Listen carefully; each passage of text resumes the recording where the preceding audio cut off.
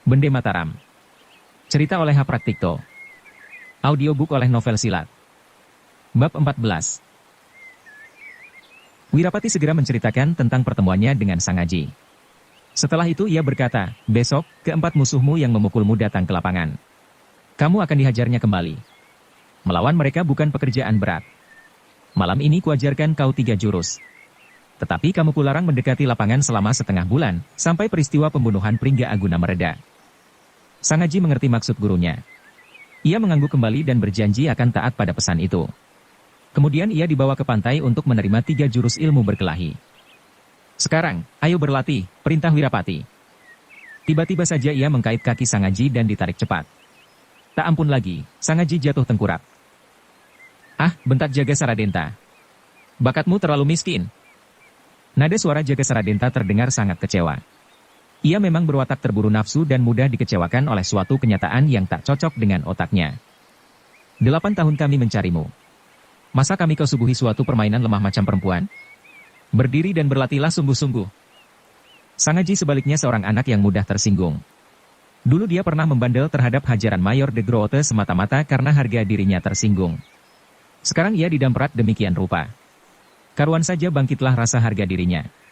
Dengan pandang murka ia berkata nyaring kepada Wirapati. Mengapa sebelum aku siaga guru mengkait kakiku? Ini namanya adu kecekatan dan kepandaian, sahut Wirapati. Hati dan otakmu harus bersatu sehingga dapat kau ajak menduga-duga sebelum musuh bergerak. Sang Aji diam berpikir. Ternyata otaknya cerdas juga. Segera ia sadar dan mengerti. Baik, sekarang guru boleh mencoba mengkait lagi. Tetapi Wirapati tidak mengkait kaki. Sebaliknya ia menyerang dengan tinju kanan. Sang Aji mengelak ke kiri, tetapi tangan kiri Wirapati justru memapaki dan menempel tepat di hidungnya. Dan sebelum sadar apa yang harus dilakukan, tinju kiri Wirapati telah ditarik kembali. Sang Aji tercengang-cengang, tetapi hatinya mendadak jadi girang. Tadi sore dia hanya menjadi penonton belaka. Kini menjadi muridnya. Kalau pukulan-pukulan itu diajarkan kepadanya bukankah dia akan menjadi pandai? Kemudian ia berseru, Guru. Mengerti aku sekarang. Ternyata pukulan-pukulan tinju dan serangan-serangan kaki tak serupa dan dapat diatur bagus. Tanpa meladeni seman muridnya Wirapati berjongkok. Tiba-tiba melompat menumbukan kepala ke pinggang Sang Aji. Karena tumbukan itu Sang Aji jatuh terguling ke tanah. Tapi sebelum tubuhnya terbanting di atas tanah, tangan Jaga Saradenta telah menyambarnya dan diberdirikan. Nah pelajari dulu 3 jurus itu, kata Wirapati. Kalau kau sungguh-sungguh berlatih, orang dewasa pun tak gampang mengalahkanmu. Sang Aji girang bukan main. Segera ia sibuk dengan latihan-latihan. Jaga Saradenta membawa Wirapati agak menjauhi. Anak ini miskin bakatnya. Celaka, waktu kita tinggal sedikit. Katanya agak berbisik. Bukan miskin bakatnya, tetapi karena sama sekali belum mengenal ilmu berkelahi, Wirapati mempertahankan. Aku menaruh harapan padanya, selama kita bersabar memberi pengertian lebih dahulu. Memberi pengertian? Kita pompakan semangat pembalasan dendam. Kedua, kita beri dongeng-dongeng orang-orang gagah dan contoh-contoh.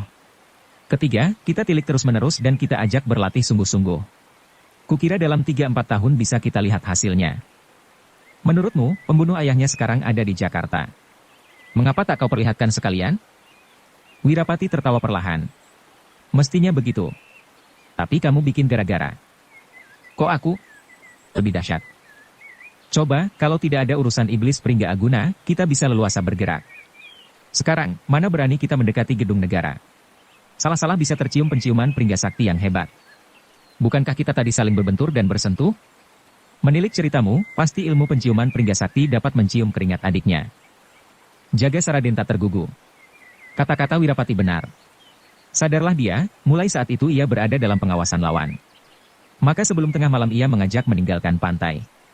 Malam itu juga ia ingin menyelidiki perkembangan peristiwa pembunuhan Pringga Aguna. Sang Aji diantarkan pulang. Sekali lagi ia berpesan agar jangan menceritakan kejadian yang dilihatnya tadi kepada siapapun juga. Kemudian ditekankan pula agar pada setiap malam datang berlatih di tepi pantai. Sang Aji, katanya lagi. Aku bersikap keras terhadapmu. Memang adatku keras. Kalau kau tidak sungguh-sungguh mau aku menggampar kepalamu. Tahu? Sang Aji memanggut. Malam ini biarlah kita berpisah di sini. Kalau semuanya sudah beres, kami berdua akan menjumpai ibumu.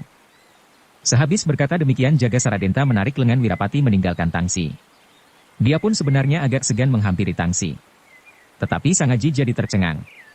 Kesannya kurang menyenangkan terhadap gurunya yang satu itu. Pikirnya, belum lagi dia mengajarku, galaknya seperti geledek. Hi.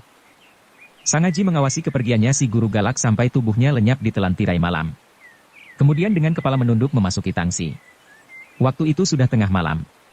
Penjaga di gardu menegur, begini malam baru datang. Dari mana? Menengok ibu sakit, jawabnya cepat. Tiap penghuni tangsi mengetahui kalau ibu Sang Haji hidup di luar tangsi. Maka karena jawaban itu si Serdadu tidak bertanya lagi. Jaga Saradenta membawa Wirapati kembali menjenguk lapangan. Sepanjang jalan Wirapati mempersoalkan keadaan muridnya. Ia nampak girang dan sayang benar padanya. Selalu dia memuji, otaknya cerdas dan agak licin. Coba ingat, saat dia sedang berlatih. Selain berkemauan keras, otaknya juga cerdas. Tapi Jaga Saradenta malas meladeni. Pikirannya lagi terpusat pada mayat Pringga Aguna. Ia seperti mendapat firasat buruk. Dan benar juga. Belum lagi ia sampai di pinggir lapangan, terdengarlah derap kuda di kejauhan. Cepat ia meloncat ke pinggir jalan dan mendekam di balik pepohonan. Ia melihat sepasukan serdadu berkuda dengan membawa obor. Tak lama kemudian lapat-lapat terdengar bunyi kentung ritir. Tanda Rajapati. Sebentar saja pasukan berkuda itu lewat cepat dan memasuki lapangan. Suara aba-aba mulai terdengar. Lalu berpencaran dan berputaran. Ho, terdengar seru kepala pasukan. Orang itu lantas melompat turun. Serdadu-serdadu yang lain berlompatan turun pula. Mereka mengerumuni sebidang tanah dengan meninggikan nyala obor. Taulah Jaga Saradenta, mereka menemukan mayat Pringga Aguna dan Hasan. Tetapi akhirnya Jaga Saradenta jadi keheran-heranan. Ternyata mereka hanya sibuk menggotong mayat Hasan. Setelah itu mereka pergi berderapan meninggalkan lapangan. Wirapati. Yuk, kita periksa, bisik Jaga Saradenta. Tanpa menunggu jawaban kawannya, lantas saja ia melesat memasuki lapangan. Benar-benar dia heran. Ternyata mayat iblis Pringga Aguna tidak ada bekasnya lagi. Wirapati, apa pendapatmu? Jelas-jelas dia sudah mampus dan mayatnya menggeletak di sini.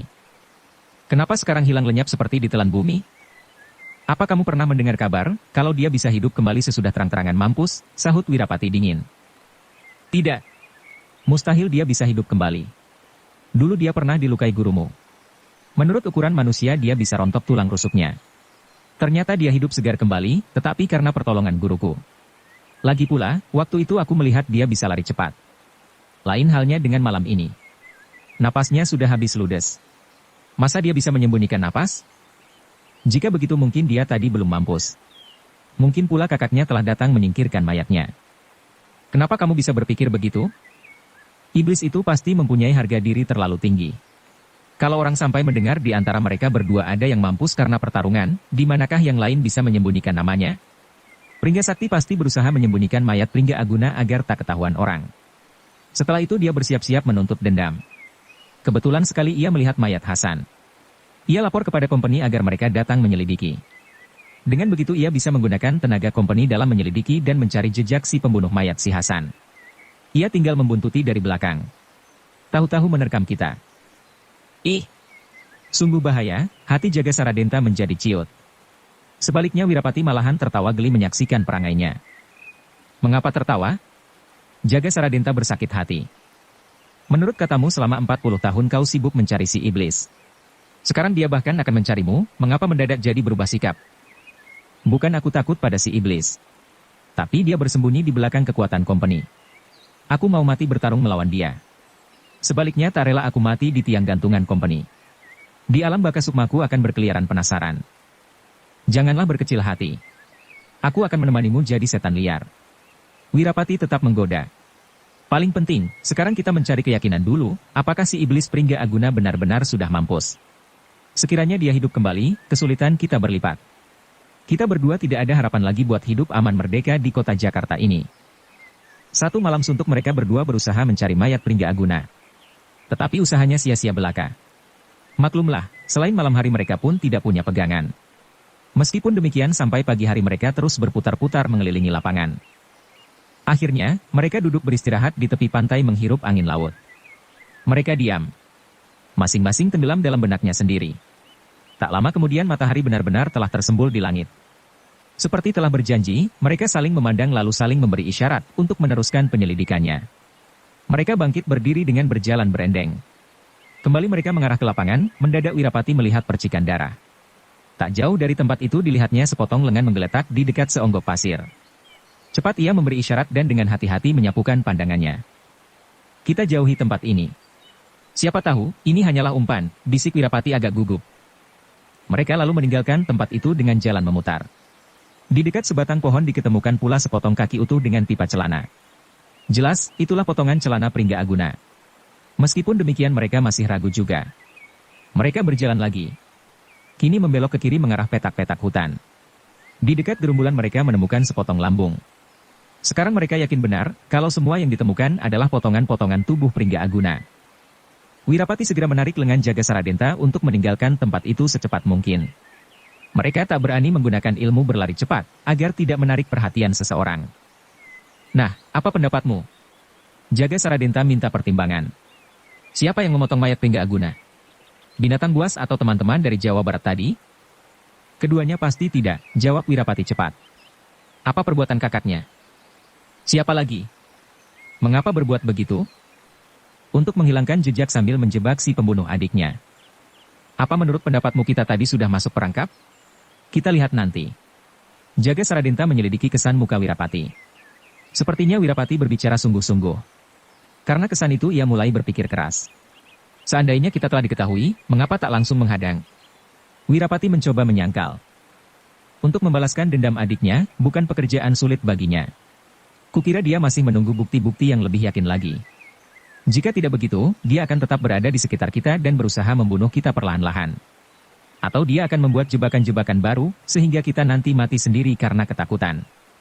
Inilah cara mampus menanggung sengsara. Jaga Saradenta mendongkol berbareng geli mendengar ujar Wirapati. Tetapi tak berani menyangkal pendapat Wirapati. Diam-diam dia berpikir, iblis itu memang mempunyai cara dan akal sendiri untuk balas dendam. Baiklah, mulai sekarang aku bersikap waspada dan hati-hati. Wirapati, katanya, sebenarnya kita harus gembira dan bersyukur pada Tuhan, karena akhirnya usaha kita mencari si bocah tidak sia-sia. Tetapi mendadak persoalan baru itu muncul tanpa ku kehendaki sendiri. Apa kamu menyesali aku? Musuhmu adalah musuhku, sahut Wirapati membesarkan hatinya. Perkara si bocah jatuh nomor 2. Seandainya nasib kita buruk, biarlah kita berdua mati di rantau. Tapi Tuhan menjadi saksi, kalau kita berdua telah menemukan si bocah. Marilah kita berlomba menjejali si bocah dengan ajaran-ajaran yang berdaya guna.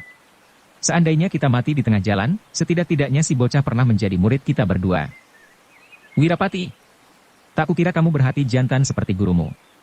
Aku si orang tua takkan pernah menyesali lagi hidup di kolong langit ini, ujar Jaga Saradenta terharu. Semenjak itu Wirapati dan Jaga Saradenta tekun mewariskan ilmu-ilmunya kepada Sang Aji. Tempat berlatihnya di tepi pantai atau di tengah hutan yang sunyi dari manusia. Mereka berusaha menjauhi lapangan tempat berlatih menembak para serdadu. Dengan demikian, tanpa disengaja Sang Aji menghindari ancaman kaki tangan Mayor de Grote yang berjanji mau menghajarnya sampai cacat. Tetapi pada suatu hari Willem Erbeveld pulang ke rumah.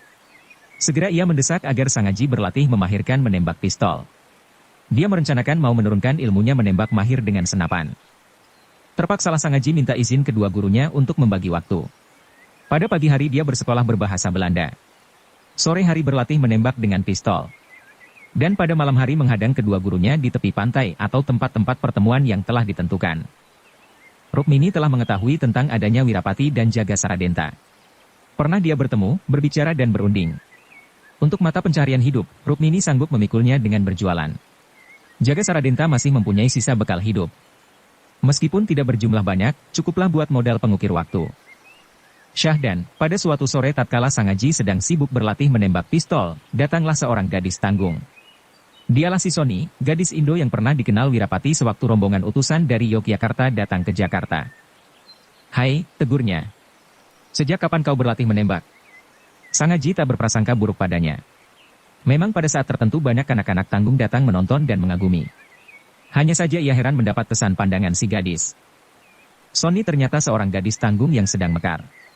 Gerak-geriknya setengah kekanak-kanakan, setengah pula menggerahkan, ia lincah dan berhati polos seperti adat seorang keturunan orang barat. Belum lagi Sang Aji menjawab tegurnya, ia lantas menghampiri. Ini pistolmu, tanyanya lagi. Sang Aji menggelengkan kepala. Kau mencuri? Mencuri? Sang Aji merasa tersinggung. Ini pistol kakakku. Siapa? Willem Erbeveld. Cis! Keluarga pemberontak bukan? Merah padam Sangaji mendengar celah si gadis. Segera ia mau membentak, tetapi dilihatnya si gadis tetap berwajah dingin. Keluarga pemberontak tak boleh menyimpan pistol, katanya lagi. Habis kesabarannya Sangaji yang mudah tersinggung. Lantas saja mendamprat. Kau siapa sih, berani ngomong seenaknya? Memangnya siapa aku, sahut Sony cepat. Muka Sangaji merah padam. Mendadak dilihatnya 4 orang pemuda tanggung berdiri tak jauh daripadanya. Keempat pemuda tanggung itu bertolak pinggang dan melihat tajam padanya. Siapa lagi kalau bukannya Jan de Grote, Karel Speelman, Taco Weidema dan Peter de Jong. Sudah hampir 2 bulan lamanya mereka berempat mencari-cari kesempatan mau menghadiahkan bogem mentah padanya. Tapi Sangaji tak pernah muncul di tengah lapangan. Pada suatu hari mereka mendapat kabar dari Mayor de Grote kalau Sangaji mulai berlatih menembak pistol lagi semenjak Kapten Willem R. Bevel pulang dari dinas luar daerah. Mereka lantas mencari dalih pertengkaran. Sore itu mereka mengirimkan si Sony agar datang menggodanya. Begitu melihat muka Sangaji merah padam, lantas saja mereka berempat menghampiri. Jan de Grote kemudian mendamprat. Anjing Jawa, kau berani kurang ajar pada seorang noniek? Memangnya kau anggap apa noniek ini, sambung Karel Speelman. Rupanya dia habis bertengkar sama seorang gadis. Anjing Jawa hanya berani berlawanan dengan seorang gadis. Cuh, sambung Taco Weidema. Babi ini, perlu kita hajar, bentak Peter de Jong. Sangaji meskipun berotak cerdas tak pandai berbicara tajam. Dihujani dampratan begitu rupa, mukanya merah padam. Seluruh tubuhnya bergemetaran karena menahan marah. Lagi pula hatinya masih dendam pada mereka. Sekarang ia berprasangka jelek pada si Sony. Kedengkiannya lantas saja meluap. Didoronglah si Sony ke pinggir sambil membentak, kau ular hijau, enyahlah. Sony jadi terkejut. Memang ia tahu, dirinya dikirim ke lapangan untuk membangkitkan amarah Sangaji. Tetapi tak pernah dia menyangka akan diperlakukan demikian. Dasar dia masih kanak-kanak. Lantas saja dia menggerutu emoh dipersalahkan. Mendamprat. Kenapa kau mendorongku? Apa aku memukulmu? Sangaji tergugu. Diam-diam ia merasa bersalah karena terburu nafsu. Ia mau minta maaf, mendadak keempat pemuda tanggung itu bersama-sama maju menyerang. Sangaji sekarang, bukan lagi Sangaji 2 bulan yang lalu. Ia bersikap tenang, tajam dan tahu menjaga diri. Keruan saja keempat pemuda Belanda itu menumbuk batu. Begitu mereka maju dengan cepat Sangaji menggunakan jurus ajaran Wirapati. Ia mengelak, sambil kakinya mengkait. Tinjunya dilontarkan mengarah dada. Kemudian membalik menyiku sambil mengirimkan tendangan berantai ajaran Jaga Saradenta. Seketika itu juga, keempat pemuda Belanda jatuh terjengkang dan saling bertubuhkan. Sangaji sendiri kurang latihan. Meskipun bisa menjatuhkan lawan, ia masih belum dapat mempertahankan dorongan tenaga lawan, ia berkisar dari tempatnya dan jatuh terguling. Tetapi ia dapat berdiri tegak dengan gesit. Jan de Grote heran bukan main. Sama sekali tak diduganya kalau serangan mereka berempat bisa korat-karit. Hai anjing Jawa! Kau bisa berkelahi sekarang? Aku bernama Sangaji. Bukan anjing Jawa atau anjing Belanda, sahut Sangaji gemetaran. Aku senang memanggilmu anjing Jawa, damprat Jan de Grote. Matanya mengerling kepada si Sony hendak mencari pujian. Memang ia menaruh hati pada si gadis cilik. Sony sengaja disuruh melihat perkelahian itu. Dia yakin bakal menang. Bukankah akan naik harga dirinya di mata si gadis? Karel Speelman dan Peter de Jong berwatak berangasan. Tanpa berbicara lagi mereka berdua lantas menyerang. Sangaji menggunakan ilmu ajaran Saradenta yang berpokok kepada kedahsyatan dan keuletan tenaga. Serangan Karel Speelman dan Peter de Jong ia sambut keras lawan keras. Kesudahannya hebat, ia tergetar mundur 3 langkah. Tetapi Karel Speelman dan Peter de Jong jatuh terpental dan terguling ke tanah. Menyaksikan itu, Jan de Grote bertambah heran. Diam-diam ia menduga-duga, hai anak ini dari mana mendapat tenaga dahsyat. Biar ku cobanya. Ia kemudian melompat maju dan menyambar rahang Sangaji. Dengan mudah Sangaji mengelak. Tetapi mendadak saja Taco Weidema merangsek dari kiri. Terpaksa dia mundur. Segera juga ia ingat ajaran Wirapati, dalam suatu pertempuran jangan biarkan dirimu dipengaruhi gerakan-gerakan musuh. Sebaliknya kamu harus mempengaruhi dan kemudian perlahan-lahan kau menguasai. Teringat akan ajaran Wirapati, ia cepat-cepat merubah cara berkelahi. Tadi dia membiarkan dirinya diserang lawan dan dia hanya menangkis belaka. Sekarang baiklah aku menyerang, pikirnya. Ia lantas mengendapkan kepala seperti hendak menyerahkan gundulnya untuk dihantam. Mendadak kedua tinjunya dilontarkan cepat ke pinggang lawan sambil menyerbu masuk. Jan de Grote kaget. Buru-buru ia mengelak, sedang Taco Weidema cepat-cepat menangkis. Tetapi justru karena berubahnya tata berkelahi ini, mereka jadi keripuan. Sangaji lantas saja dapat mempraktekkan ajaran-ajaran ilmu Wirapati dan jaga Saradenta dengan berbareng. Dengan gesit dan penuh tenaga ia menyerang. Sebentar dia menghampiri Karel Spellman, mendadak pula menyambar Tako Weidema. Sebentar pula menghantam Jan de Grote dan tiba-tiba memukul Peter de Jong. Keruan saja mereka terkejut dan cara bertempurnya jadi kacau. Di tepi lapangan kini banyak orang-orang yang datang melihat.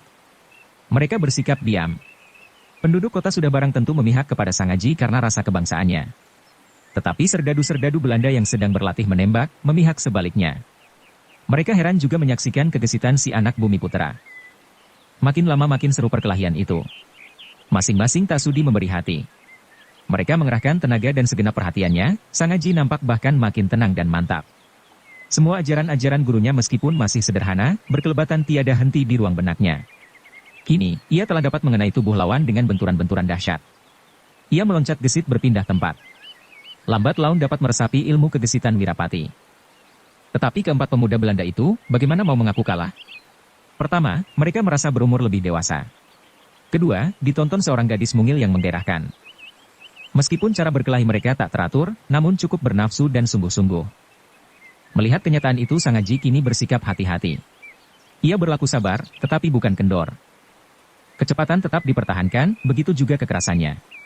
Hanya hatinya tak mau dipengaruhi nafsu dan rasa amarah yang menyala-nyala. Sedikit demi sedikit ia mendesak tenis dan mempengaruhi gerakan-gerakan lawan.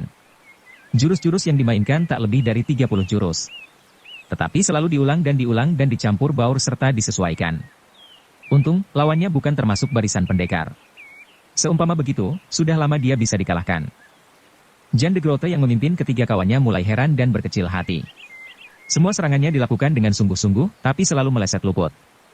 Mulailah dia menduga-duga, kalau kali ini ia dan kawan-kawannya akan menumbuk batu.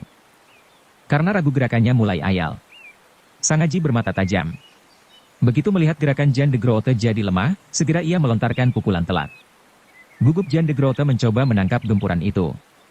Ia kaget, tatkala kena dorongan tenaga dahsyat. Cepat-cepat ia melepaskan. Tapi justru itu, gempuran Sangaji meluncur tak tertahankan lagi.